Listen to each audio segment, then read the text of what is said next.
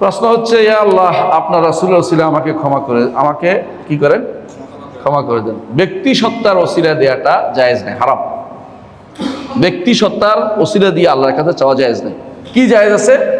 তিনটা ওসিলা জায়েজ। এক নম্বর হচ্ছে নিজের নেক আমল, একটা হচ্ছে কি নিজের নেক আমল, দ্বিতীয়টা হচ্ছে আল্লাহর নাম এবং গুণের ওসিলা, তিন নম্বর হচ্ছে জীবিত কোনো ব্যক্তির কাছে গিয়ে তার দোয়ার সাথে মিলে ওসিলা। রসুলের জীবিত অবস্থায় রসুলের কাছে গিয়ে সাহাবায়ে যে যারা আছে সবাই দোয়া চাইতেন না, চাইছে যে ইয়া রাসূলুল্লাহ আপনি আমাদের দোয়া করো। রসুল বলছে তুমি হাত উঠাও, আমি হাত উঠাই, একসাথে দোয়া করছেন, এটা বলেছে। ঠিক রসুলের মৃত্যুর পরে ওমর রাদিয়াল্লাহু আনহু কাকে নিছেন? আব্বাস রাদিয়াল্লাহু আনহু।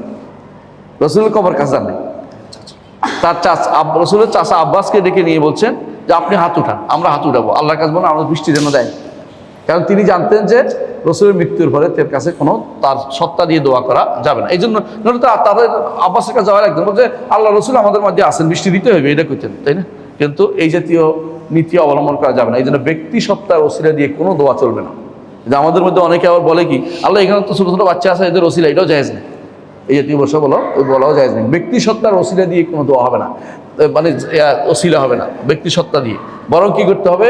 নাম, আল্লাহর নাম গুণ এবং নিজের আমল এবং জীবিত কোনো ব্যক্তি যার দোয়া কবুল হওয়ার আশা করা যায় তার সাথে বসে আপনি দোয়া করবেন, তার মিলে। তখন এই তিনটে ওসিলা ছাড়া কোনো ওসিলা ইসলামে নাই। এখন এর বাইরে আপনি চিন্তা করবেন এটা করলে এটা করলে এটা করলে, কোনোটাই নেই, এইটাও নাই। অর্থাৎ রসুল নয় শুধু, একেবারে রাসূলুল্লাহ সাল্লাল্লাহু আলাইহি ওয়াসাল্লাম তো না, অন্য কারো জন্য ব্যক্তি ছাড়া। আর একটা হলো জীবিত কোনো ব্যক্তির কাছে দোয়া করছে, তার সাথে দোয়া শরীক হওয়ার ওসিলা।